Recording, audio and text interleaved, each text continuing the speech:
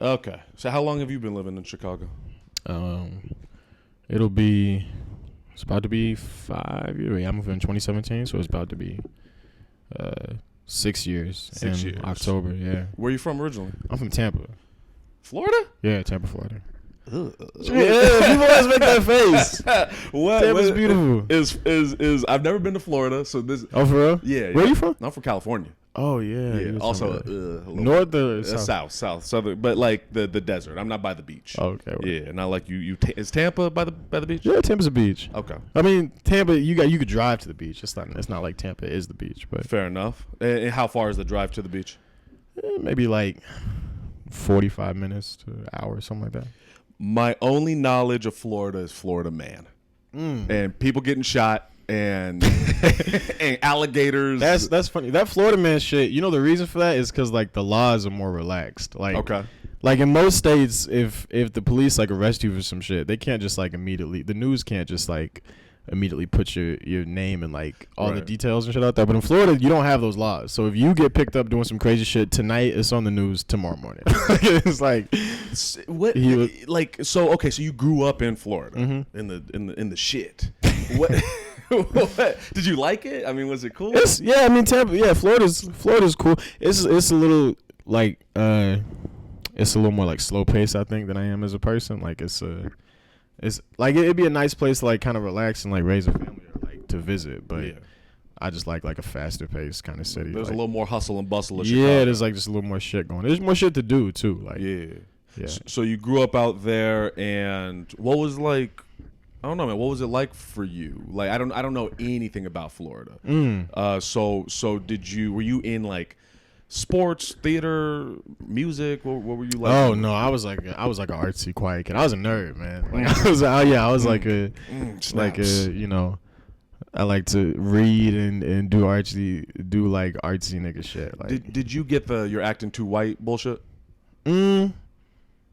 Yeah, maybe from some kids, yeah. Okay. I was like a little nerdy nigga, so like books and video games and anime and shit like that. But I also was like growing up like when that I feel like with my generation like that is when that nerdy nigga shit like started to become kind of cool a little bit. Yeah. So like you could be like I like anime and the hoes are like I like anime. Yeah, how old are you?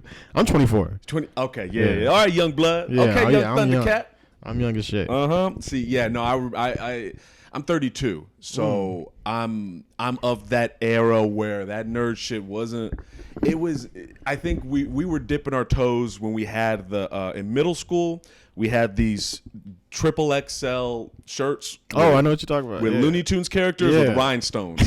That to me was the start of the nerd culture. This nigga's like testing the water and being like, hey, okay, so if it's drippy, does it work? And I got SpongeBob, but he got a bandana. This is like Bugs Bunny throwing up. No, nowadays it's like if you don't watch Naruto, you can't pull like RTO. Like it's weird. And it's not even well, I say RTOs, but not even like RTO. You gotta kind of be like a little like if you like I've never seen a Marvel movie and the bad bitch is like, what are you talking about? Yeah, like you ever seen you weirdo? Thanos like like you only watch football? You pronounce it wrong. You like Thanos? They're like, whoa. Yeah, I don't know. First date, they're like, I don't know if it's gonna work out. I need to leave. Yo, have you ever been walked out on a date? Have I ever been walked out on? Yeah. No. That's never happened. You been walked out on? Like she just left? She didn't just leave. It was worse. We were eating pizza. I bought pizza. Okay. And we talked maybe like 10 minutes, and she didn't even like sneak away. She was like, can I get a box? And then she just put the pizza in the box and she was like, all right, and then just left. Did you say something? I was stunned. I was in shock. I mean, to make her leave. Did you say something? Do you think you said something? Or you think it was just the date wasn't going well? No, I think she just.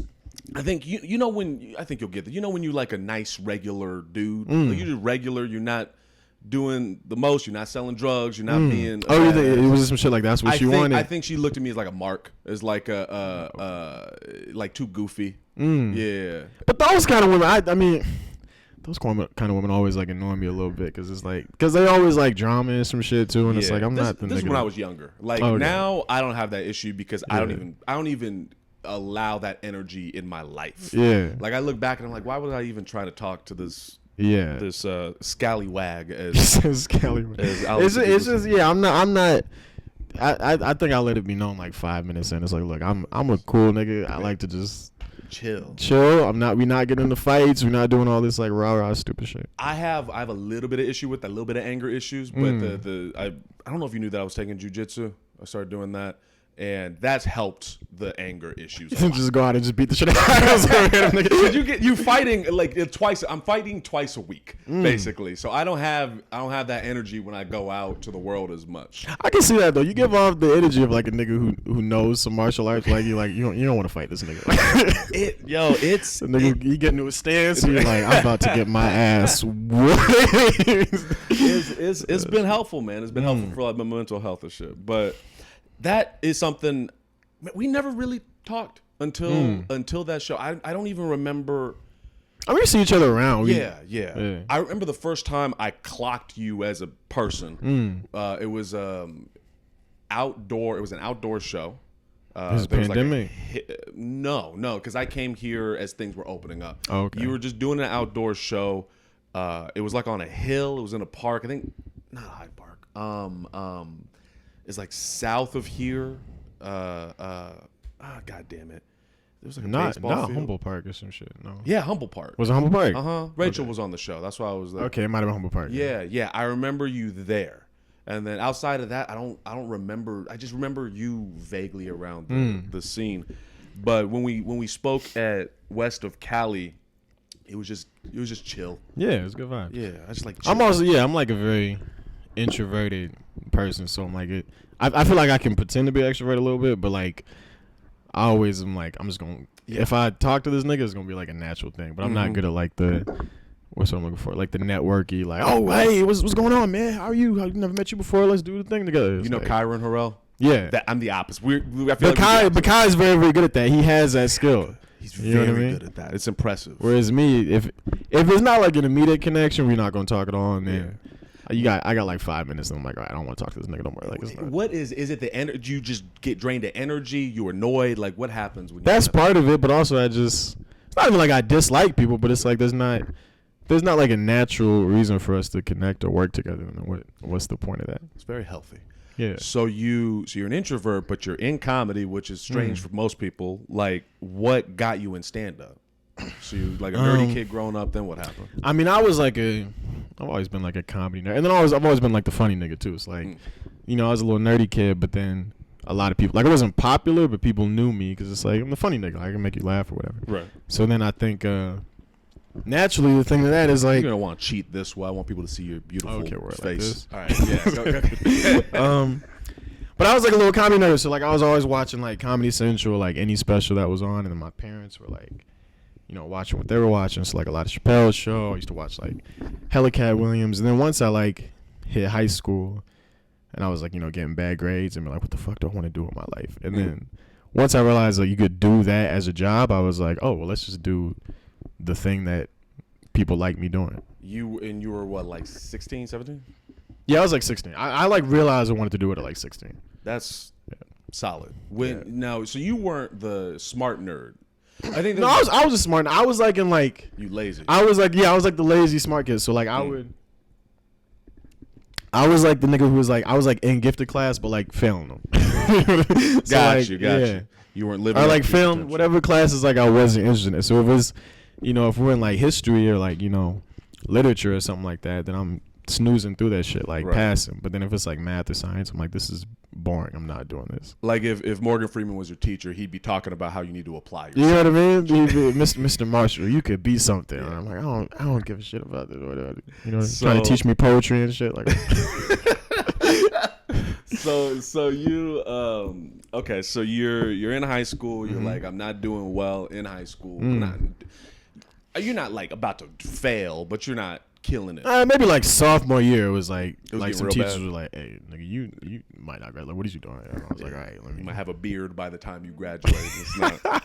That's embarrassing. Okay. So you're doing all that, and then you decide like, I think I want to do this comedy thing. So then, so that was like 16. I was like, okay, let me do this shit.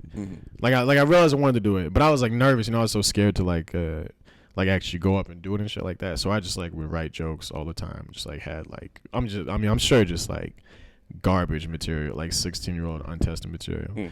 And then I didn't do it until senior year. Was I 18 at this point? Yeah, I'm 18. It's like senior high school. I met this dude in school who was already doing it. And then I was like, oh, let me like tag along with you to open mic. And he was like, all right, word. And then I went, did it like twice in Florida. And then I was like, I want to like do this where I can like actually do this. And then moved here like the next year. So I moved here I graduated high school, you know, like June or whatever of like 2017. And then moved here like that October. I have the utmost respect. No, it was stupid as shit. I was so broke. I was a poor little 19-year-old like dumbass. Like it was. But you move. Okay, let's break this down because that's a move. First off, everyone, if you come from a warm climate, I'm sure you got this shit too. Nigga, you moving to Chicago? It's cold. What? I've been to the Midwest. You know, my mom was. She lives in Iowa. Okay. Yeah, so I would like visit her and like be in the fucking cold. So you knew what it was. Yeah, I knew it was gonna be brutal. I mean, I didn't know it was gonna be as brutal. I think more so like the adulthood shit, like never living on your own, never paying bills, and then moving here and like sleeping on the air mattress and shit. I was poor when I first moved here. You did the thing. Yeah, I mean poor as fuck. I remember I used to sleep on this. When I moved here, I was sleeping on the air mattress that my friend had borrowed from like a girl he was fucking with. So I'm sleeping on this air mattress. It was like semen stains, bro. Like a month in, it got a hole in it, right? I have like no money. I have like $100 in my name, so I can't even buy a new one. It had a hole in it, so when I would go to lay down and sleep, like at night, it would start deflating. You would just have to try to fall asleep before you woke up on the floor. Like literally, you lay your head down and it's like, oh Jesus Christ. it was bad. So So did you have a plan, or was it just like I moved here with my friend. He doesn't do comedy anymore, but at the time he was doing stand up when we was in high school. So I did it like twice in Florida. And it was, it's hard to like do open mics. I was like, I had school and shit. I was trying to like graduate. So I did it like twice there, and I was like, okay, I like want to do this. And originally we were gonna move to New York, and then we kind of thought about it, and it was like, one, it's like more of an expensive place to live. That's like a hard city to like figure out how to be an adult in. And then also just hearing about the scene out there, we were like, it's just brutal. And I'm sure it's brutal now, but it's like trying to start there sounded like super brutal. So we were like, let's move to like a smaller scene where we can kind of like get good first and then move to like one of these bigger places. So it was between Chicago and Atlanta. Okay. And Atlanta? Yeah. Okay, why not Atlanta? I mean, Atlanta's closer, and I was like, I kind of want to be away from my family. I want if I'm gonna do this, let me like do this. Yeah. So do your parents? Are you still close with them at all? Do you talk to them? Yeah, I talk to them. Are they gonna watch this? I don't know. Probably not. Okay. No, I don't know. Yeah, I'm close to them. They're split though. They were like they had me at like 19 and 24. Yeah. Okay, so you're an 18-year-old moved not across the country, but adjacent. Yeah, pretty far. The country. Yeah. To Chicago. Had you been to Chicago before? No. Yeah, it's stupid. I say it was like stupid. It was stupid. We moved in with these two girls that we found that my Craigslist. My friend found. No, not Craigslist. He found them on Reddit. These two girls like looking for like roommates. That's on like worse. some like Chicago roommate subreddit. So he moved up here first. He might have been here before, but he moved up here first, and then I moved up like a week later. And it was these two girls living upstairs, and then me and him it was like a basement, and we just like split the basement. Like, this is your half, this is my half. Okay, yeah. Nice. Some odd couple shit. Yeah. Now what was the scene like? What year was this? It was 2017. 2017. Okay, what was the scene like? It was good. Like, immediately getting here, I was like, okay, this is. I was also so like enamored by shit. So I'm going up at an open mic in a bar where it's like 30, 40 audience members, and I'm like, these are like real comedy, not knowing that these are niggas who've been doing it for like a year, but I'm like, these are real fucking comedians or whatever. But it was amazing. I mean, I'm trying to think of like people who I immediately saw. So certain people I saw, like Skylar Higley was somebody who was doing it already when I first got here.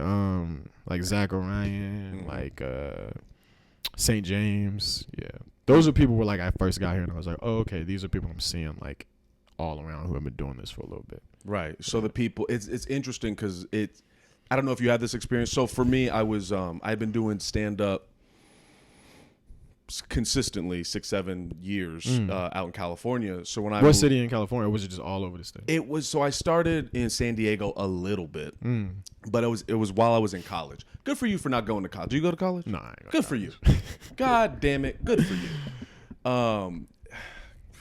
We'll get into it, but I'm in San Diego, but I'm also in college, and I'm just kind of directionless. I didn't know. I knew I wanted to do stand up, but I was pussyfooting around. You know, when you see people, they're like, "Yeah, man, I want to do this," but they show up like once a month. Yeah, I was kind of like doing that, and then I moved back to my hometown, Riverside.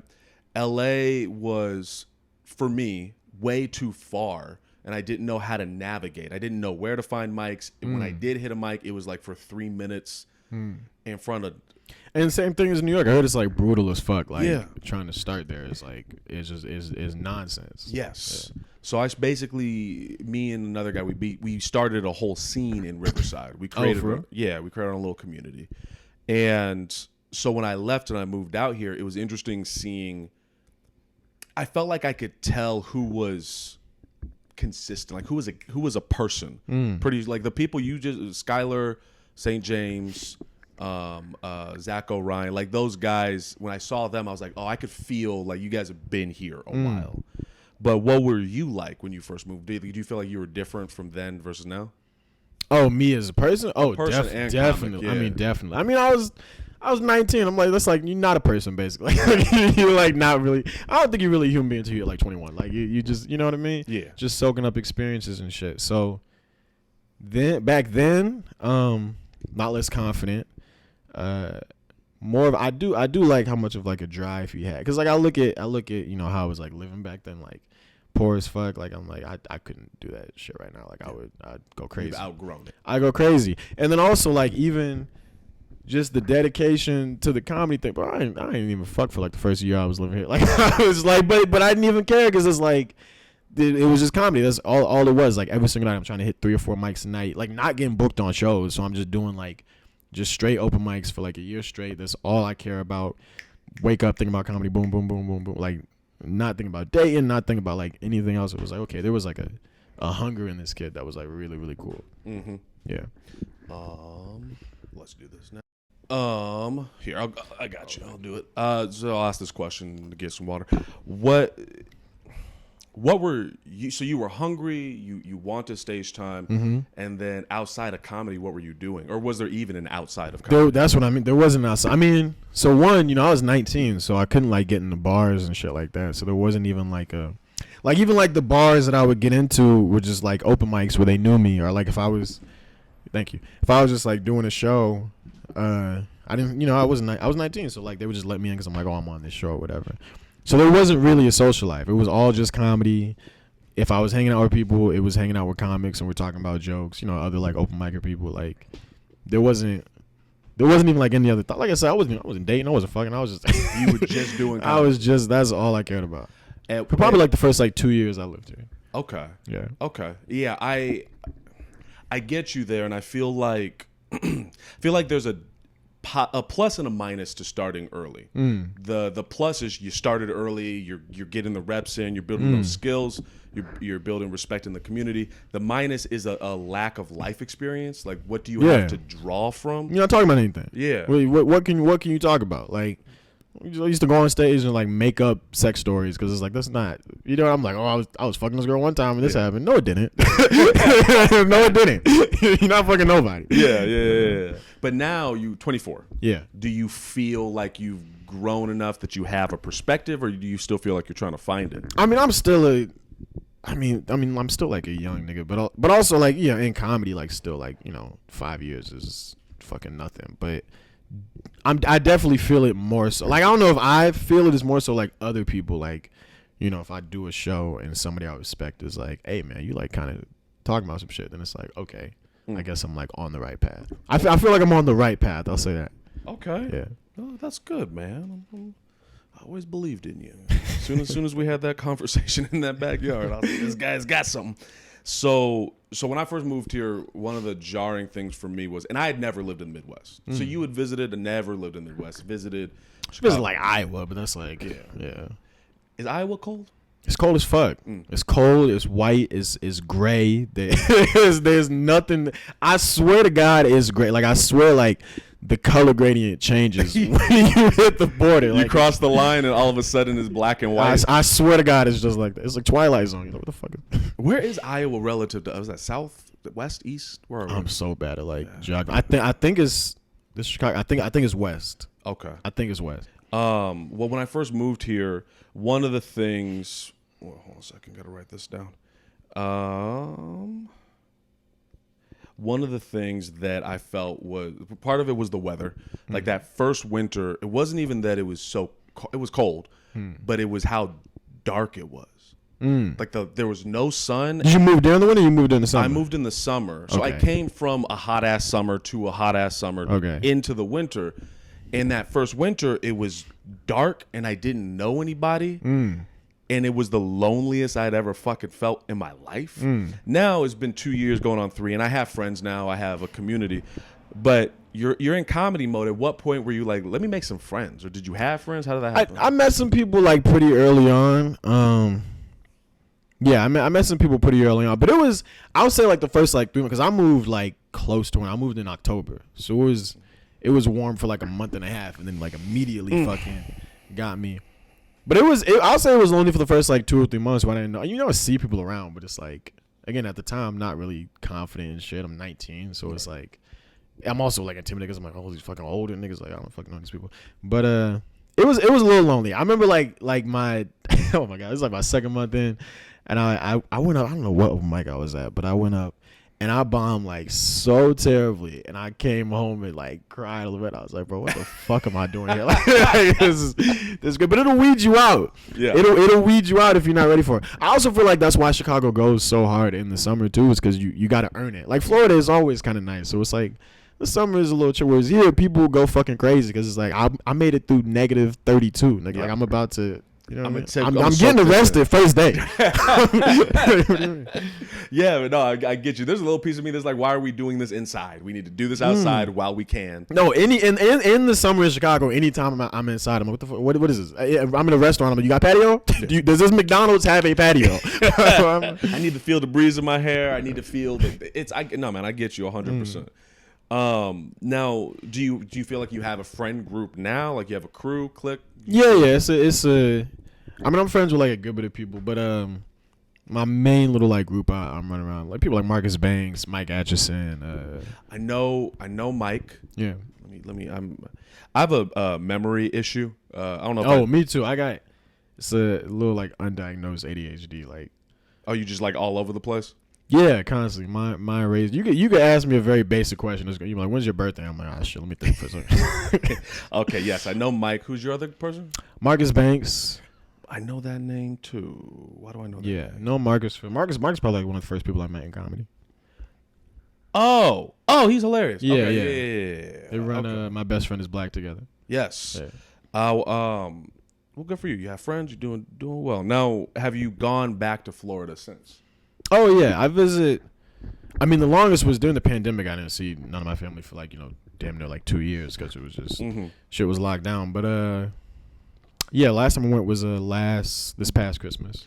How was the comedy scene out there with this fresh? I actually haven't really done it out there like that. I only went up like twice out there, but yeah, I went up like twice out there in high school. But when I go back, I'm kind of just like I'm only there for like a short amount of time, so I'm like I'll treat this like a vacation, basically. Right. Yeah. I wonder. I haven't gone back to California yet, and there's this piece of me that's like, what was my scene actually like? You know, when you get some distance and you go back to somewhere and your perspective of it changes. I can't wait to visit. I can't wait to bring this Chicago comedy muscle to Riverside and see what happens. But that makes sense. Blow the tops off me. Yeah, you go back and you chill. Have you hit the road at all? Have you just like? I've done like like some like Midwest shows. I've done like shows in like Indiana and then like some stuff in like Wisconsin and like other little suburbs of Illinois. I'm trying to do like more road shit this next like year coming up. Do you have a car? No, I don't. That's what it is. Yeah. It's just you gotta hit up a nigga who's, you know what I mean, who has a car and be like, you trying to do a guest spot on this show in return for driving me? Yeah. So far I've just been hitting Wisconsin and Indiana. Those are like the two most reasonable. Those are really good. When Madison is like a really, really good. Mm-hmm. Have you done comedy on state? I've done like their mic there, and then I'm doing the festival at Madison Comedy Week. Congratulations! Yeah, thank you. Yeah, comedy on state. I always gush about it. It makes you feel. It's beautiful. It's the most beautiful comedy club I've seen. Like it's just everything, even just like physically. Like it's like a cool place to be, which I think is what comedy should be. Like obviously, you know, it starts to be like a place with security or whatever. But if it feels like, even if it's not some underground shit, it feels like some underground shit. Yeah, it literally is like underground. You go through that little mall thing, but it feels like a secret almost, which is cool. And and then the audience is always like locked in. Yeah, I don't think I've ever seen a bad audience at comedy on state. But I'm with you. If you ever want to hit the road, man, that's something I'm trying to do. All right, COVID. So you move here in 2017. You're about 18, 19. Mm-hmm. You're doing your thing. You're doing comedy, masturbating, not having sex. Mm-hmm. You fuck friends. It's comedy. I got some friends. I got people I'm running around with. You developing. You doing your thing. Then early 2020 hits. Mm-hmm. Kobe dies. Yeah. That to me was a weird. That was a bad omen. That was when that happened. It was like, oh, so this. I remember I was on the phone. I was dating this girl at the time. I was on the phone with like a friend from Florida that I hadn't talked to in like 6 months. Yeah. And I'm on the phone and she's behind me. She's like, Kobe Bryant just died. And I'm like, I'll get to that in a second. I'm like, what? No, when that happened, it was like, so this is gonna be like a bad year. It was not gonna be good. Yeah, you can't start off the year like that. No, and expect anything to. I thought there was a little piece of me that was like, okay, well the bar is so low. There's no way. 2020 could get worse. And then we start hearing I don't know how it was for you, but it was around after Kobe, I started hearing the inklings of COVID. Now, what was going on for you? I remember I'm like, you know, I'm a like political like news junkie. So I remember like seeing the first little thing of it in China, and I remember hanging out with somebody who was like a doctor or something, or like maybe they were like in school to become a doctor, and he was like, oh yeah, this is gonna like shut the world down. And I was like, what the fuck is this nigga talking about? It's gonna shut the world down? Like, come on. And then like a month later, it was like the world is over. It's been. Wait, so first, okay, you said something about politics. You were into like politics? Oh, I'm just like a little political. You a political guy? That kind of shit. Oh, I'm gonna ask you some tough questions after this. No, I know. I see the flag behind us. I was like, we about to get assassinated. The FBI is about to kill militant in this bitch, dog. Oh, Umar is my fucking uncle. No. But so shit shuts down. You're working. Are you not working? Yeah, so I was working at this one spot, and then they laid us off like once like shit shut down. It was like 2 days in, and they were like, yeah, it's like you guys don't have jobs anymore. And I was like, okay, word. So the girl I was seeing, she's like, I'm gonna go stay with my parents in North Carolina is where she was living. So then she was like, I'm gonna stay with my parents. You could like come with me if you want. And I was like, okay, well, shit's supposed to be shut down for who fucking knows how long. But I'll probably be there for like a couple weeks or whatever. So I'll keep my apartment here. My parents were like, we will like pay like half your rent with you if you trying to keep your apartment, or if you're trying to put your shit in storage, or you can come stay with us. I was like, I'm not staying with y'all. So yeah, so I went down there with her, and then shit, we was down there with her for like 5 months. Yeah, like 4. We didn't know what was gonna. Yeah, I thought it was gonna be like 3 weeks or whatever, but I was there for like a minute. Okay. Yeah. So you weren't doing comedy. Well, you're dead. North Carolina. I mean, I wasn't doing it. Okay. Because I know there were, from what I hear of it, Florida never shut down. Florida was just Florida. No, they were just living. Like, yeah, that's Florida. I'm scared of Florida, though. Like, I'm it's fun. There's nothing to be scared of. It's a fun place. All right. If I ever go, I'm gonna take you as my tour guide. I do miss like Florida women. Like Florida bad is just a different type of. I mean, the South bad in general, but in a place where it's hot, I don't know. It brings something out. It does something to you. Yeah, you like, okay. So no comedy. You're staying in for about 5 months. How are you mentally, emotionally?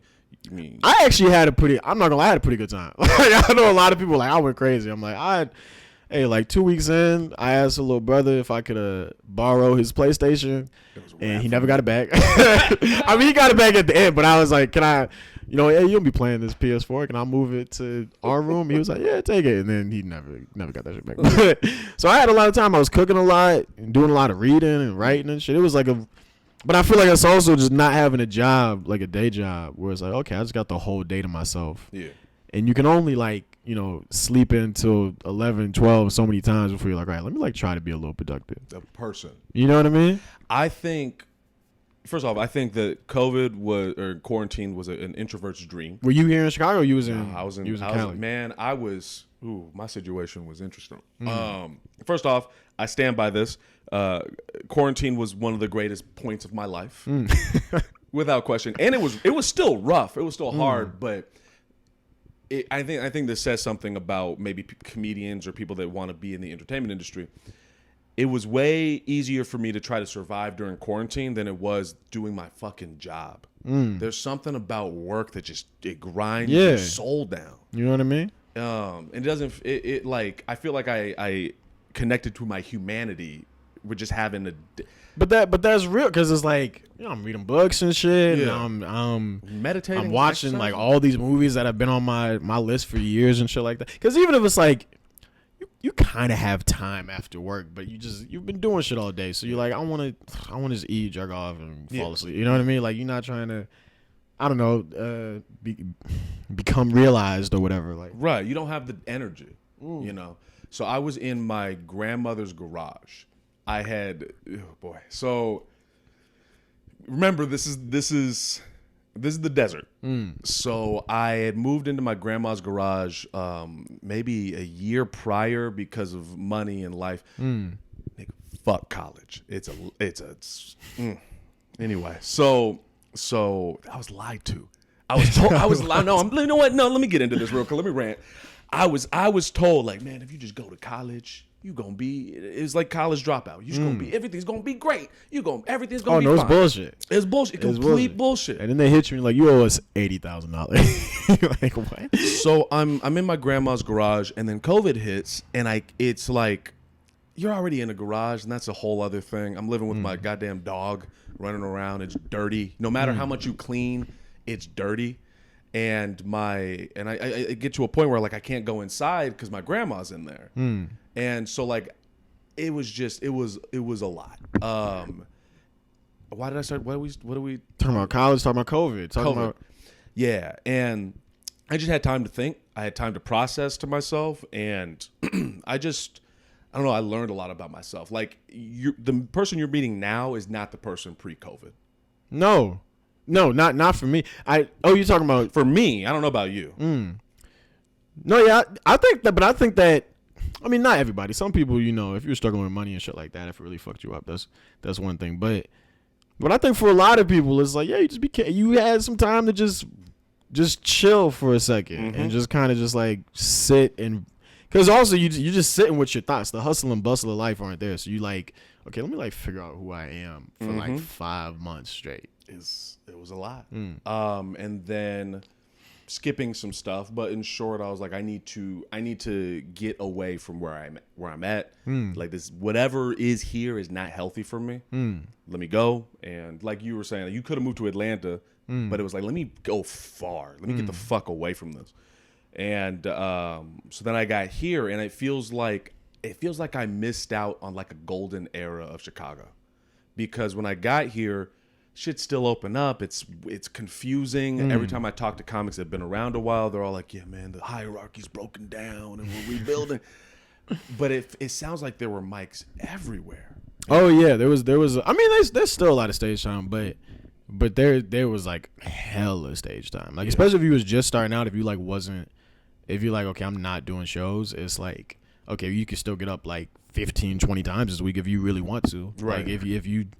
They're just gonna pay you, and it's not like, oh, Friday or Saturday nights. It's like, no, like Monday, Tuesday is 4 little open mics you can hit if you're really trying to get like some decent stage time. It feels like I missed out on that, and it's a little frustrating, but I don't know. But then, so shit opens up. You're in North Carolina. When did you move back?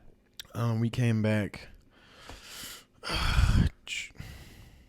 almost August, because when did COVID hit? Like April or March of 2020? March is the shutdown. So May, June, July, August.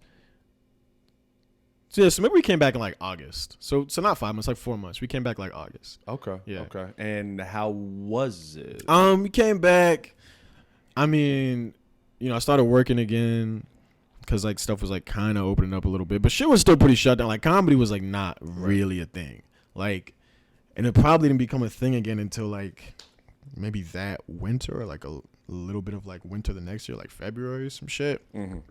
So it was still kind of just sitting inside. Like, and I was dating this girl too, so like I'll just be with her all the time, kind of figuring myself out a little bit. Mm-hmm. Yeah.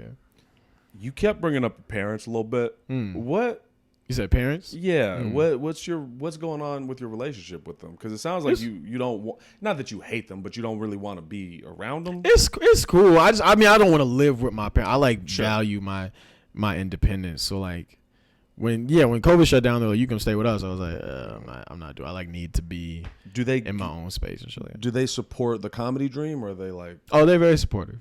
Yeah, they're very, very supportive. Good for you. They see. I felt like they were Nigerian or something. But a lot of people think I'm African. My name is African. Kwamin is like Ghanaian, but I'm not from Ghana. Okay. I had an Uber driver argue with me about that one time. What would he say? Because my name is the name is like, the common name is like Kwame, which is Kwame Brown, like Kwame, but it's a Ghanaian name. I think it's like some people in Ghana who like they name the kids based off like days of the week. So like Kwame is like Saturday, like you're born on a Saturday, name's Kwame. Then Kwamin is like the girl version, so they named me Kwame. But I was in the Uber driver one time, and I guess the Uber driver was Ghanaian because he was like, "Oh, your name like Kwame, like you from Ghana or whatever?" And I was like, "Oh, my name's Ghanaian, but I'm not. I'm just I'm black from America." He was like, "No, don't ever like disrespect our people. Like don't ever be like." What did he say? He was like, don't ever be ashamed of where you're from. And I was like, nigga, I'm not from Ghana. I'm from Tampa, this isn't like some weird cool shit. Like I'm not. That's not who I am. That's hilarious. There is a thing that people don't realize with Africans and black people, and I don't like. Are you African? No. So my mom's family is from the East Coast, like Baltimore, Philadelphia area, and then my dad's family is from New Orleans. Okay. And then all of it got moved to California and LA. So it's a weird. My family is very strange. Like technically, I have 7 brothers and sisters. Technically. What's technically like? So I got 2 older half sisters. They're different ages. I have 2 younger half brothers that are artificially inseminated and white. Okay. Is that technically is it artificial insemination? No. Then I got 3 step siblings that I don't know them. Yeah. My brothers are not a tech. Those are my brothers. My sisters are not. Those are my sisters. But those 3, I'm like, I don't know. I don't know y'all. When I get famous, you better not fucking text me a goddamn thing. But what was being said? Parents. Oh, politics. So you're Mr. Politics. Oh yeah, I'm a little like political, like nerd person. Like in what capacity? Geopolitical shit. I don't want to be a nerd about it, but like geopolitical shit. Or like if we probably name like most countries on a map and probably give you like a little rough breakdown of like their history or whatever. Yeah. I just been on Wikipedia, nigga. Like ADHD. Like come home drunk, you like let me learn some shit. Yeah, you like let me find out what really happened in Vietnam real quick. What got you into politics? Were you always just kind of interested in that? I think I was always. I also had a teacher like typical like I had a teacher who inspired me. But it was like I was like in middle school. I had a teacher who was like my civics teacher. Who came out tried to like date a student, so maybe not the best dude, but but he was cool with me, and I was like a 7th grader. He like got me into that. He kind of encouraged me to like think critically. I think like have discussions and shit. I promise you, I'm gonna get back to the critical thinking. I just gotta ask. He tried to sleep with or date? He was like my middle school teacher, and then someone in like junior high school like showed me like. I think like an arrest record or some shit where it was like a mugshot. It was some shit where it was like the story was like he tried to do something with a student like at a different school or something, and then they showed me like a picture of this nigga arrested, and I was like, damn, yes. But he was still working at that school, or this? No, he left. Okay. He left my school like the year after he was my teacher in like 7th grade, so I think like 8th grade he left my school, and then like I think a couple years later he tried to do some shit with a student or something. I got a hot take on that. Which that sucks when it's the teacher who's cool too. And you like, so if you cool, you trying to fuck us? Like, you can't just be cool. Like, it's how I feel about every celebrity now. I'm like, don't take their Twitters away. I don't want to know about their history. I don't need to know. Just let me enjoy. I think the only people who should have Twitter are Donald Trump and Kevin Durant. That's the only people we should have Twitter. Did you get a thread? What are the threads? I'm not doing that. Just let it die, man. Like, I'm not. Everybody's like, "Where this great migration shit?" Like, no, just let it die. It's over. I still want to see. Don't y'all feel free? I've never used Twitter. It felt silly. Like, how do you get across an idea in whatever amount of? It's just silly shit. I'm not like it because it's just silly shit. Yeah. But I need social media to die. Like, I use it constantly, but I need it to die. Do you think we'll hit a point like Gen Alpha? Do you think they'll be the ones? What's that? That's after me? That's after you. Okay. Do you think like the younger ones? Do you think they'll be like, it's like cigarettes? I see those old commercials with women smoking cigarettes and they're pregnant and shit, and I'm like, they just didn't know better because you wouldn't dare do that shit now.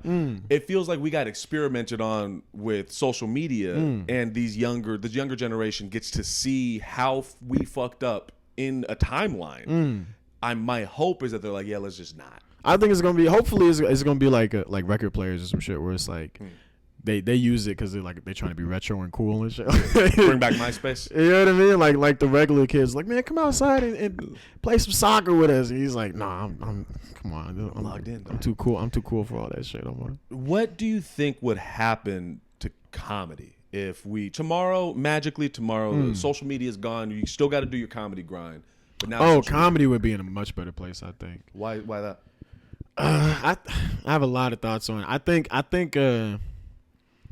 I think social media has fucked shit up a good bit as far as just like what is expected of you, especially what's expected of you kind of early on, and also like it's diluted shit a little bit. So like, you got Instagram, you got Reels, and I get it, which is like, that's what you got to do.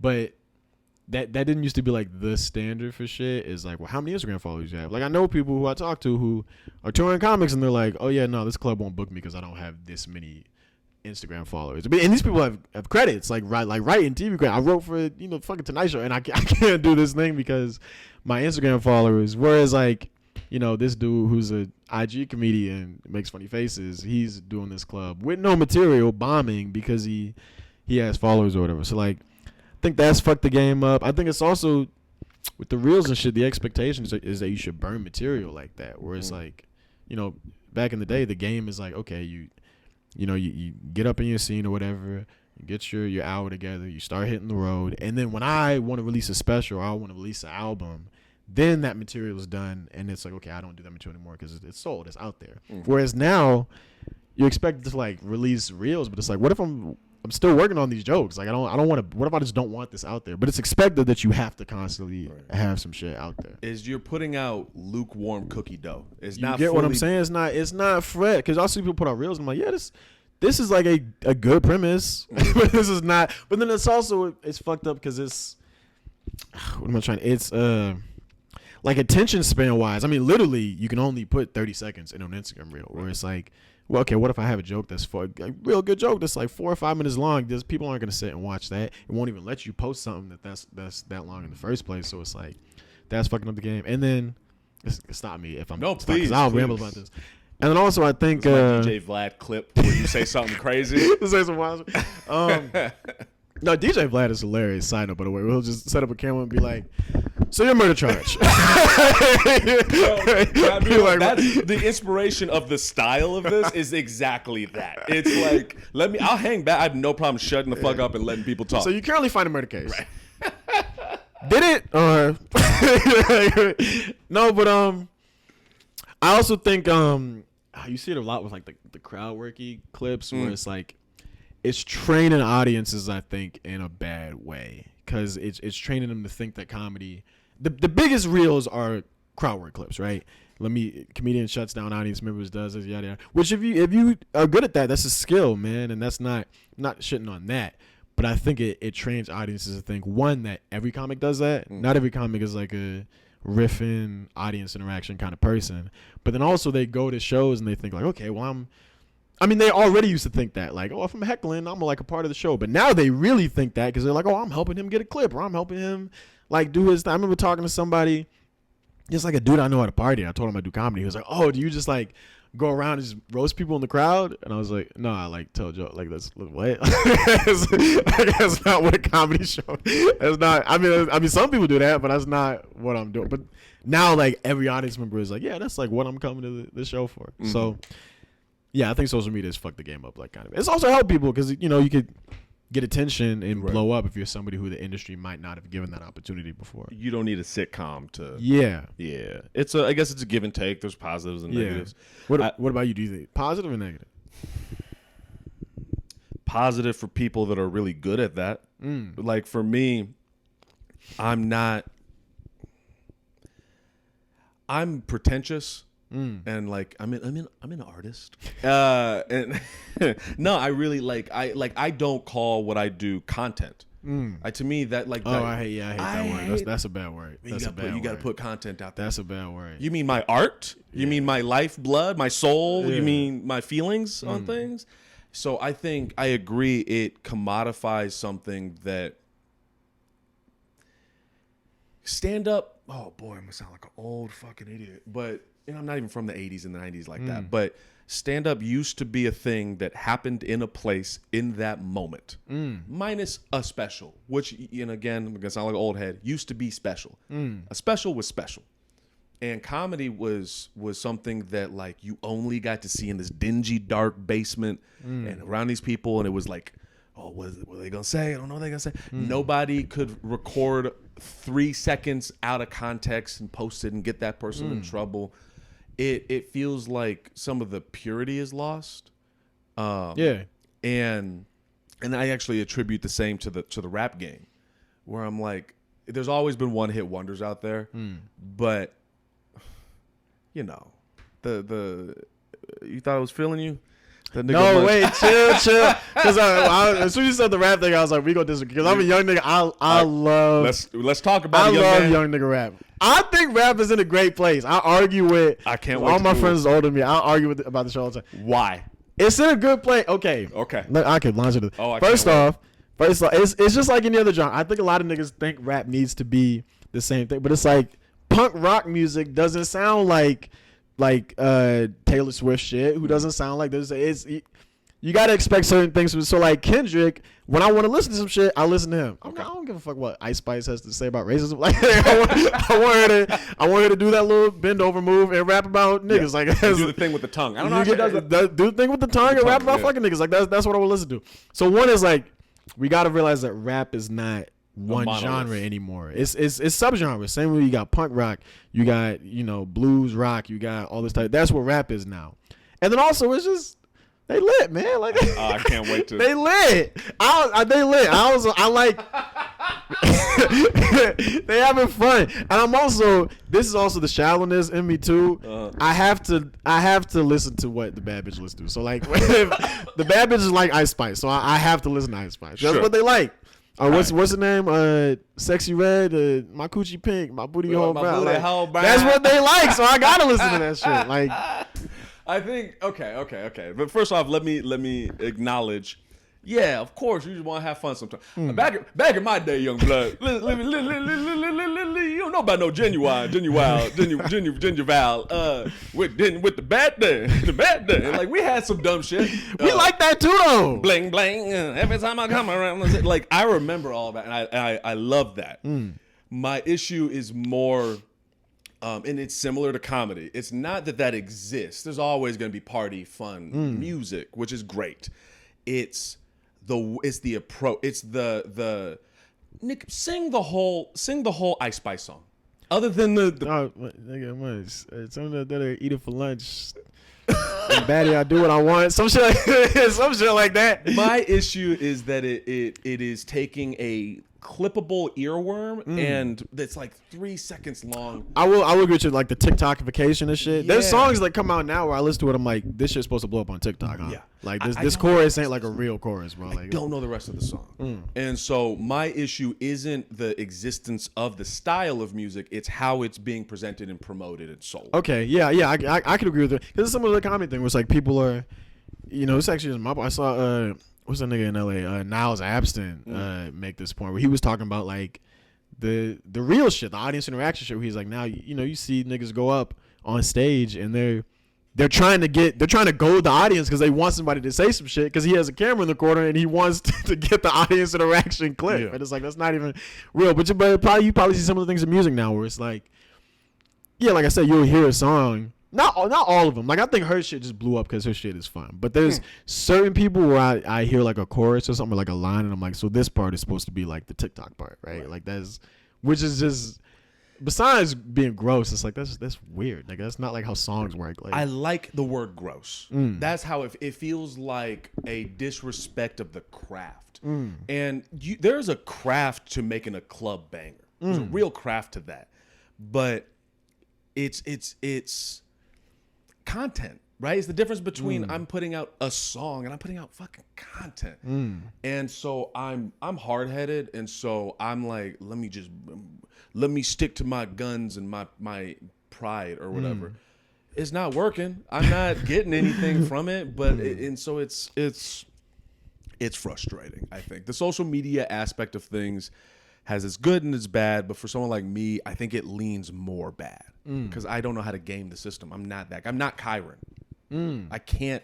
Kyron can do that. She has the energy and the personality. But he's also talented. That's somebody where I'm like, this dude is talented and you know how to do it. Actually, never mind. I was about to reference a person that is less talented doing that, and I'm not going to do that. This is not the shade room. But yeah, you know what? If we're gonna talk about how to strike, the shade room is probably, I might lean all bad. The shade room. Watching what the shade room has done to the black community. I mean, we got this flag. We talk about it's a CIA operation. The shade room was created by the FBI to destroy niggas, and we fell for it. We fell for it. It's not. It also, I don't think everyone needs a voice. I'm coming to this. I used to think like, we all have a voice. No, not everyone needs to talk. Like, I don't need to hear everyone's opinion. You remember? Oh God, do you remember? I don't know her name, thank God. But period. Period. I. Oh, the white girl. Yeah. This TikTokification breeds that. This this taking advantage of something that has history and culture and meaning to people and just morphing it into this something gross. Well, I think that's also what something that social media will do is like, because it exists, is like, if something exists or if something is viral, that means it's good. And it's like, not necessarily. And you'll see it in comments, like shit like that. If a nigga is in the comments like, bro, why are we watching this shit? This shit is stupid. Niggas like, why you hating on her? She's getting a bag. And it's like, but just because this is like a thing that's in front of your face does not mean it's like a thing that's good. Nigga, that's what are you, a cat? Like, you jingle some shit and niggas are. Yeah, just because people are listening doesn't mean that they should be. But also, it's not even people are listening, because I also think people can like blame like regular people too much sometimes, but it's like it's not like everybody's getting together, all of us, and we're like, all right, what's the new stupid shit we gonna look at today? It's like, no, the algorithm shows you this dumb shit. They are showing you shit, you know what I mean? Like, this is pushing it toward us. So that's all is that you see, then it's like, what the fuck else am I gonna do? It's whatever. We'll just keep doing our grind and see what the fuck happens. I have a question. You're welcome to not talk about it. This is, I'm gonna write it on the thing. I love doing this part. I usually do this once an episode. Oh, I was about to say, is this just me? No, this is the thing. I've had people be like, no, we're not. I don't want to talk about it. So that's why I do this. And it's based off of some of the stuff I've heard in your comedy. Oh, sexuality? Okay, yeah, I guess we're talking about that. We talking about that. So you've talked about being not gay but not gay. Yeah, it's like it's funny. I like that joke because people are like, is this material or is it like, I don't know. Can we dig, actually, before we dig in, and let me reset this thing. It's good. Yeah, so can we break that down? How much is real? What isn't real? It's figured. I mean, it's mainly mainly it's just funny. I think it's funny to be a little bit gay as a man. I think that's I think that's like a little funny. But also it's like, I don't know, sexuality shit. I'm figuring out. I don't like done shit with niggas, but it's like I don't pursue men really. It's more so like, You pop some Molly with a nigga. You're like, all right, fuck it, let's do it. Let's see what's going. But I'm never like going out and I'm like, let me pick up a man today. Like, sure. yeah.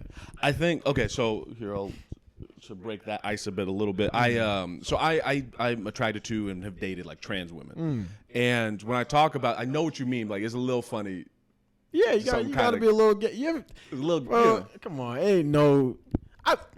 Ooh. I mean, if you like a straight, you like gay shit. I'm like, this nigga not funny. Like, what you talking about? Come on now. But okay, I don't know if you've experienced this, and maybe this is just the people I've been around, but. And it makes me say, oh, man. Okay, let me preface this by saying I can't stand. I have trouble with criticizing the black community because when white people listen to the criticism, they latch onto. You know what I mean?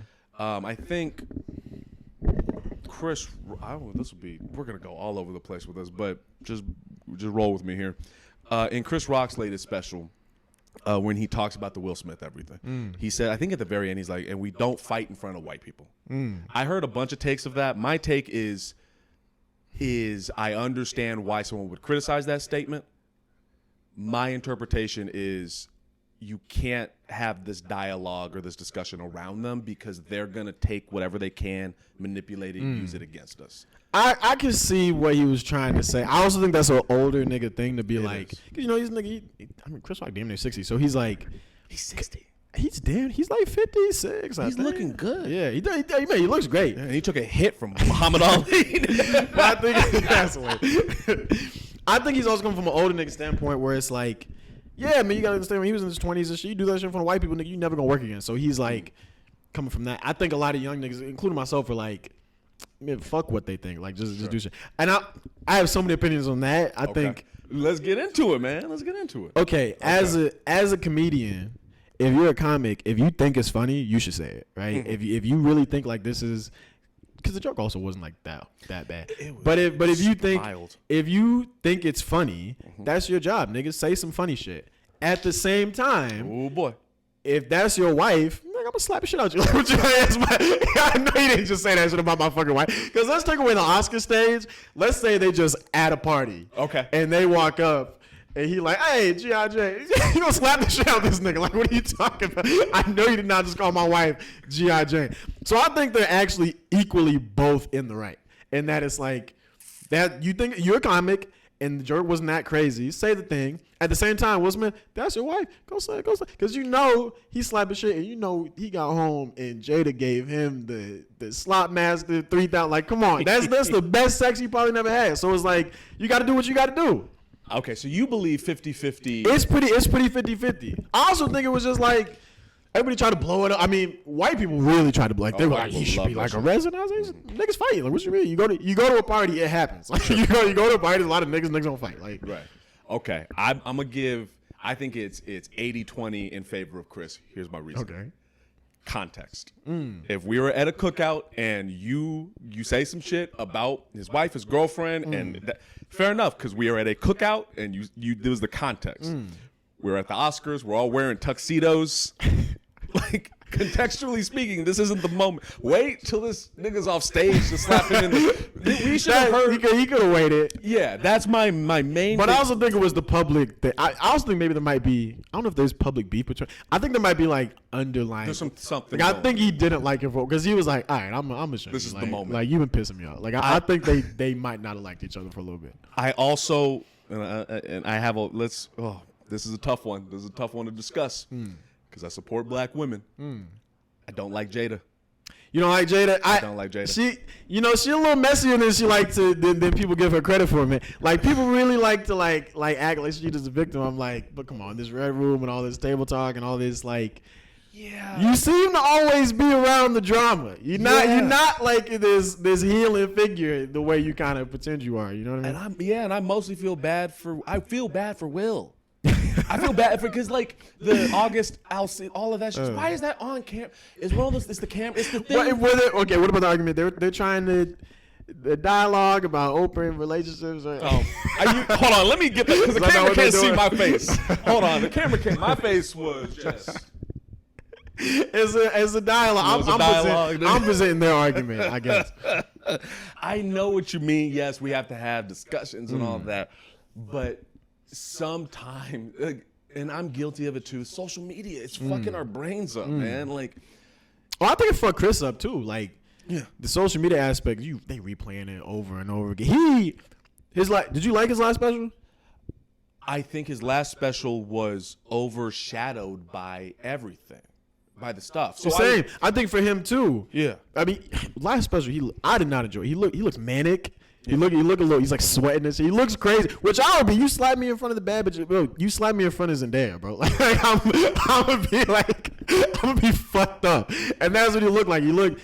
Even you compare that to like Tambourine. Yeah. The special before that. I love Tambourine. Tambourine's beautiful. Yeah. But his energy is different, but not in a good way. It's like, oh, this fucked you up a little. And it was in his head. He spent a year being quiet and just accepting the bullshit. And it's like. The other thing that was frustrating was like, you should have hit him back. Nigga, no, he should. No, I disagree on that too. I think he should hit him back. At the Oscars? I think he should have swung back. Swing! First off, this is some young nigga shit. First off, go ahead.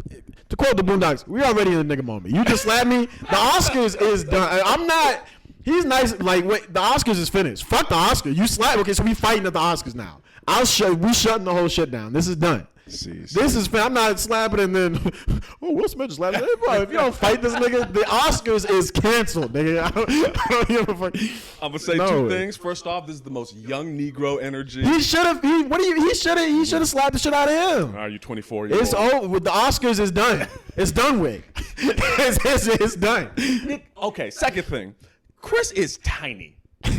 He is tiny. He's 6. He's spindly. I think he even made the joke in the special. He's like, Chris Rock's was Pookie. Well, not Pookie. What's his name? The crackhead. Yeah. In New Jack City.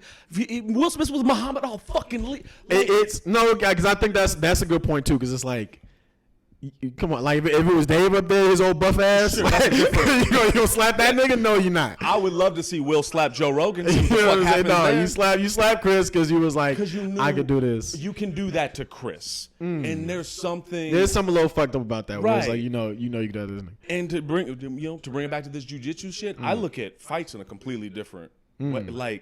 Like if somebody knows some shit, you're done. Like, I've dealt with guys who are bigger than me, smaller than me, fat, skinny.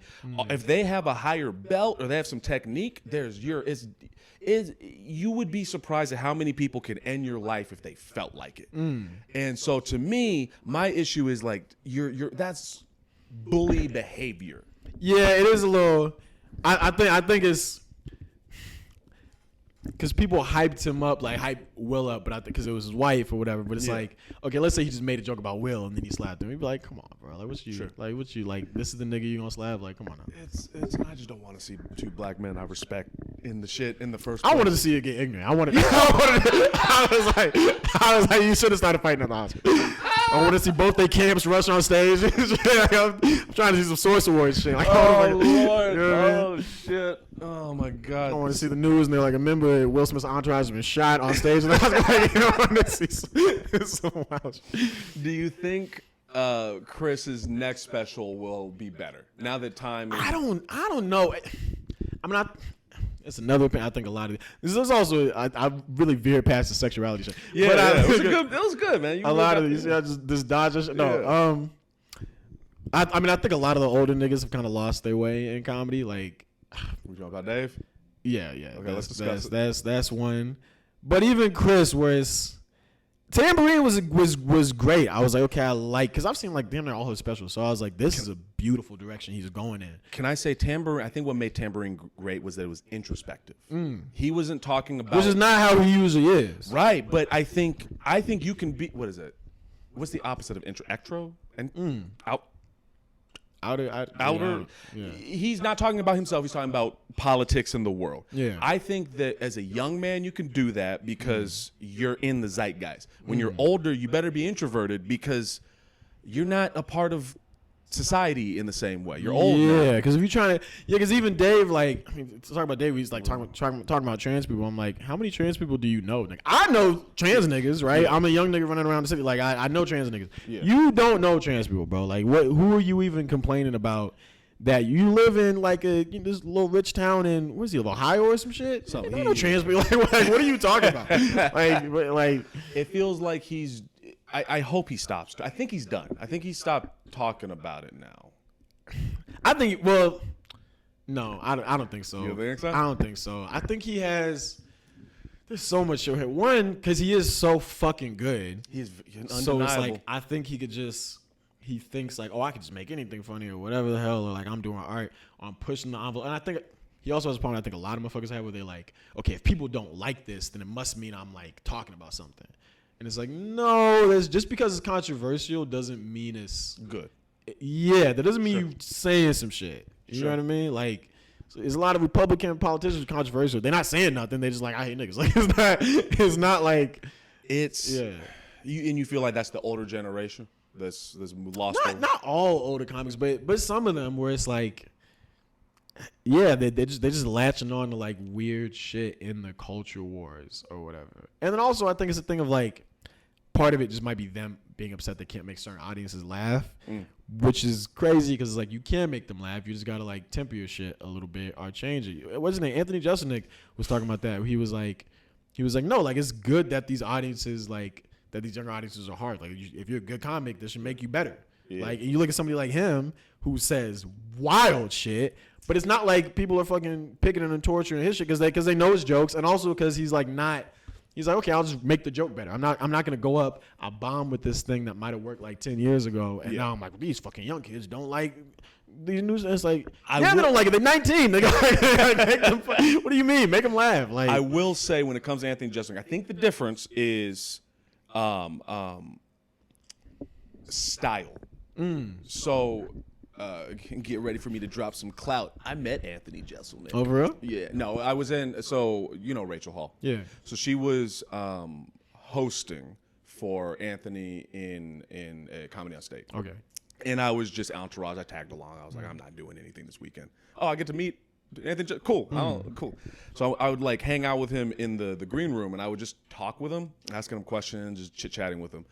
And he's kind of not who he is on stage. Like on stage, that is a character. Yeah, it's a persona. Yeah. Right. Dave is Dave. Yeah, definitely. And I think that there's a I was thinking it's more of a white comic thing too, where they're like a persona thing. Like I think most black comedians are like, oh, that's just how that nigga is. Like, you just be real. Yeah. And so I think when it comes to Dave, it's like that line, that suspension of disbelief that this is a performance is really blurred. Whereas with Anthony, it's like, yep, he did a setup and this is clearly a that's part of it too. So I think that's part of it, but I also think there could be a thing where it's like with Anthony Jeselnik, it's like, okay, you don't really believe these things, you're just doing a thing. Whereas Dave, it's like, I think you really are kind of like you don't like trans people. Like I think these people really make you uncomfortable, and that's why you keep talking about them. It's man, but it's the other thing to me is like that is part of age. I'm getting it now. Like I'm on this teetering point now where I think the next generation is gonna push me over the edge, and I'm gonna be old. I'm right now. I'm like on this like, all right, yeah, I know how to say they and them and but your daughter brings home a robot, and you're like, you don't get this. This AI this bullshit. Metal motherfucker out my I've seen Tron. I know what happens. That's gonna be a slur. You call him a Tron? It's fucking Tron. I have a theory. You ready for a hot take? Give me a hot take. I have not said this on the podcast yet. Here's my theory. I think that with every generation, the new generation has to push the envelope. I think that you're Gen Z, right? Yeah. Okay. I think millennials, our big thing was gay rights. I thought I was so progressive. I remember being like, yeah, gay people have the right to get married. And then the trans and the non-binary shit, and I was like, oh. It's gay people hate trans people. It's gay people who are like, yeah. It's complicated. And so then I got pushed, obviously not away from it. Like I'm adjusting and I understand, respect and all that. But I did feel this like, whoa, I thought we did it. We finished. And I think Gen Z is going to be known as like the trans rights. That's, trans. Even kids like younger than me, you know, like I know this girl who like teaches kids, and she's like, half my students are gay, which is just like are gay or some type of like spectrum thing. Which when I was like maybe as I was just leaving high school, but it wasn't like it was like a big thing that this kid in my high school came out as gay when I was like sophomore year. Like you don't even need to come out. No, in a lot of ways. You got to come out as straight. And even then, people are a little disappointed. You know what I mean? Someone just goes to your Instagram and they see your bio, he, him. You're like, oh, come on. It's not exciting, but get ready for the hot take. Okay. I think the next thing, if it's not AI, which I think AI will be a part of it, it's going to be incest. Hear me out. No. Hear me out. It's not happening. You mean like, well, you're not brothers. So you mean like cousin? Like we're going back to like cousins? I'm saying this will be fun. Okay, hypothetical. Tomorrow there's a ballot measure that allows anyone who is above the age of 18 to consensually be in an incestuous relationship. And it's just vote yes or no. What are you voting? I'm voting no. Why? Because it's nasty. Because it's gross? It's nasty. Okay, now let's take this back to the 90s. The babies, what's the shit they taught us? Punnett squares and shit. It doesn't. I've seen the Punnett squares. It turns into like a triangle. It's fucked up, man. It's not good. All right, but hear me out. Okay, so it's nasty. That was your knee-jerk reaction was it's nasty. Okay, let's go back to the 90s. And we're in the 90s right now. And it's the same argument, yes. It's nasty. I see your point. It's the same argument. But I'm right. Because that shit is disgusting. Because it's nasty. Okay. Outside of that, is there any moral? Because morally speaking, you understand, I can respect, I just think it's gross. In a weird way, like my issue with we're all over on this podcast. My issue with Republicans is you stop bullshitting. Just say, I think it's gross. I don't like you. No, yeah, that's more honest. Yeah, stop trying to make a moral. It's not moral. Because then it could just be war. That's the problem. Is no one in America. I think people in other countries will admit when things are like, look, it's war. It is what it is. We're gonna see who's gonna win, and that's what it's gonna be. Look, you bring up Israel Palestine. Look, it's war. We just finding out who's gonna win. Here we got to be like, well, you gotta go on a talk show and like defend your point. If Republicans were just like, hey, we hate niggas, we hate gay people, we trying to get rid of y'all, and it's like, all right, let's see who wins. But they're so manipulative about it. Yeah. So that's my issue. But I can respect you saying, because I feel the same way. It's gross. My prediction: 10, 15 years from now, we're gonna listen back into this moment, and they're gonna be like, man, how incest phobic were they back then? Absolutely not. Absolutely not. Why? One, I think robots are moving faster than that. I think the next one is going to be AI. It's going to be like 50 years from now, and you have to get used to like your grandkid brings home like a robot, which I'm not doing. I've already decided. I'm like I'm going to be a technophobe. Like, but you old now. You with me, dog? Join the genuine. I've already decided. If robots are people and shit, I'm protesting. I don't want them getting jobs. I want them fucking date my kids. Set them up in like a metal part of town and shit. Do you think like? But do you get how about this? Do you get what I'm saying though? Kind of, yeah. It just in like when if you grow up in thinking that something is like, we already have. I guess just like I guess thinking that it's fact, because like gross is it's not something. No one has to teach you something's gross. It's kind of just like imparted into you. Like this is gross. You know what I mean? No one is. Yeah, it's like you just. It's like a factual kind of thing to you. So it could be hard to break that, I think. But so I hear you on the AI thing, but we already got the Game of Thrones. That's and younger kids are watching that. It's like what you're exposed to when you're younger is what you're going to feel more comfortable with as you get older. That's kind of real. Yeah. So you got the Game of Thrones shit. You got this weird stepmom, mother, stepfather, stepsister. That's like one of the biggest like porn categories. That's too. the thing. Which is crazy because that means like a lot of people, like at least half of people are probably watching that. But we just gotta pretend like that's not what your coworkers got going on. I've been saying this for years. I sincerely believe that's going to be, outside of the AI stuff, that's going to be the next thing. And we're going to be old. I can't wait for it. I can't wait. You can't wait for it? I can't wait for it. Because Gen Z is y'all young niggas are judgmental. Y'all young niggas are judgmental. So y'all see, like, it's not done. There's no, it's going to keep progressing. Like, you think you fixed? We thought we fixed it. I thought we fixed it. Yeah, because I'm trying to figure out, like, what's the next? It's incest. I promise you it's incest. AI shit. And the main argument you'll hear other than is gross is children and deformed children, right? two things to that. First thing, gay incest. It's a wrap on that argument. It's a wrap on that argument. Gay incest is a thing. And the second thing is, then as an American Sign Language interpreter, I know that if two people with disabilities, like two deaf people, get together, the likelihood of some sort of deformity is going to be even higher. That's with any sort of, you're essentially arguing for eugenics. When you say, well, the kid's going to be... Come on. It's eugenics. It's eugenics, nigga. It's eugenics. It's eugenics. And so I continue to die on this hill with this argument. I think that's what's going to happen. So we'll see. We'll see.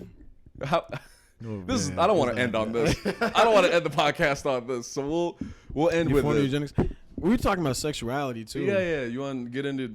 Yeah, I don't know. It's like it's some shit I'm figuring it out. I think I'm figuring it out on stage as I'm figuring it out in life. Yeah, that's how this all got started, because we started talking about white people and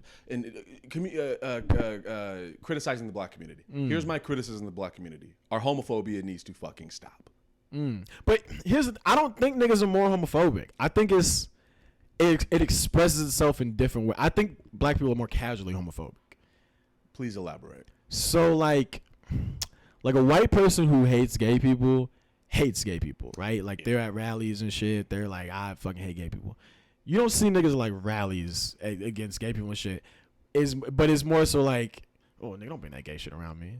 But it's not like they're gonna chase you out of town if you get, you know what I mean? Like the way white people were like, you know, you got white kids who were like, that's not to say is black people in black communities who obviously face homophobia and shit like that. But like, if you like a white gay kid in a small town in Alabama, is gonna be rough, bro. Whereas like black people it's more so like, nigga, that's gay. You could be in a liberal city. You know what I mean? You live in Brooklyn, or you live in Harlem, or you live in Chicago, and niggas, it's not like you get chased out of your neighborhood, but niggas like, man, don't be that gay shit, right? Like, it's like, you know what I mean? Or niggas saying pause after you say some very normal shit. Like, it's I'll like give you that. It's more casual. It comes less from hatred, more of discomfort. It's more that, yeah. Which is still a problem too. It's like, bro, I'm not saying pause after everything. Like this, I think I want to work this into a bit. I think it has something to do with masculinity specifically. Yeah. Like I remember we were at a show, whatever, and we were at a bar, and I got myself a salad. Did you feel something or someone said something? Oh, they say something. It's like 20 minutes. This nigga got salad, cuz. Oh, shit. Oh, she didn't even use that much dressing. Oh, you need to watch your weight. Don't use dressing. Wait, you better eat it dry. You put ranch on it. But it's like I wish to the dudes I know that are like casually homophobic. I wish they understood how exhausting they're making their life. It's so nice to do some feminine shit. Yeah, man, it's fun. It's fun. Be a little gay, man. It's fun. It's really nice. I love Doja Cat. Like, just let go. Be kind of gay. But that's what we want to say, like casual homophobia, right? So like, you'll have, it's black women who they're not at rallies. They don't hate gay people and shit like that. But they'll be like, oh, that nigga's a little fruity. You know what I mean? Or they wouldn't date a nigga who has like done shit with a dude. Yeah. Whereas like a white woman who is not like that. I can't speak for other races. I speak about white people. It's either like I'm chasing gay people out of town, or it's all okay. Yeah, it's not like the little nuance like that. You know what I'm saying? I think that's what black people have more, which is still a problem, but it's not as. I think sometimes it can get interpreted as like, oh, black people must be like super homophobic. And it's like, nah, niggas are just more casually vocal about shit. And honestly, it's a little healthier, I would say. Yeah. At least you're getting it out. Yeah. I think the reason we have white people the way they are now is all through the Obama years, they kept that. They thought like, we can't say nothing. We got to push this. Like, no, you can say something, but you don't. They just held it in. Yeah. And then it exploded with Trump. And they went crazy, man. When Elon took over Twitter and it was like nigger was trending for 3 days, I was like, God damn, y'all been waiting for this shit. So where in your sexuality, where do you feel at this moment? Where do you feel like you're at? I mean, I like women. It's shit where it's like, okay, if I'm out partying or something like that, dude hits on me. I'm like, yeah, fuck it, we'll see or whatever. But I'm not like pursuing men. I think it's more so just like an openness to shit. But also, for me, it just came about. It wasn't like a realization shit. It came about gradually because I was like going out. I like dance music and shit, so like I'll be going out to a lot of like places and playing house music and techno, and it's gonna be gay niggas there. Like this is what dark. it is. There's lights. Yeah, and he even got on lipstick. If it's not like a gay club or some shit, there's gonna be gay niggas. That's who comes here. So you just kind of get used to that, where it's like, okay, I'm hanging out with gay niggas. Okay, there's some trans people here, and then someone hits on you, like, fuck it, let's see what's slippery going on. slope. See, that's what it is. This is what they were talking about. That's what it is. No, when people talk about like, when people are like, homophobic niggas like they're trying to put gay shit in the music and the TV. No, clubs and Molly. That's what turns you gay. Watch out what drugs your kids are doing, because they gonna come out gay. Molly turns you gay. Oh, it turns you very gay. Yeah, I'm with you. So for me, I don't. Men are gross to me, but trans women, I don't know. And so I'll actively pursue that. I was with a trans woman recently. We were talking, and I was like, one of the things I like is you. Here we go with the tiptoeing. I'm gonna just say what I say, and if people have an issue, they have an issue. But they get what it is to be a man. They understand the feelings, and there's an understanding. In the same way, when you're in a space and there's you're the only black person, there's another black person that comes in. There's this like immediate connection because of shared experience.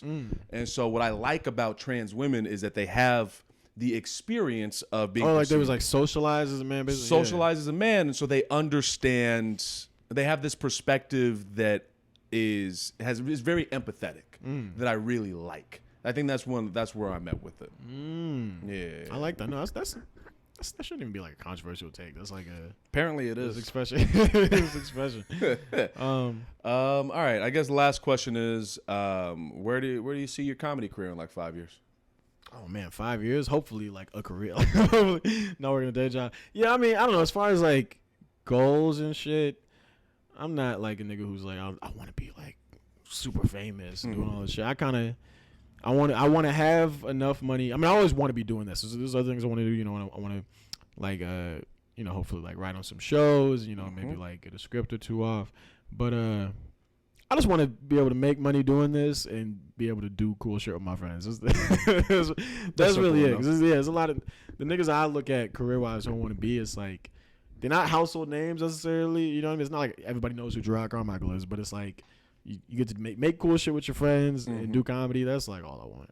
I'm with you. Yeah. All right. Well, this was easy enough. Let's take this picture. Cool. So.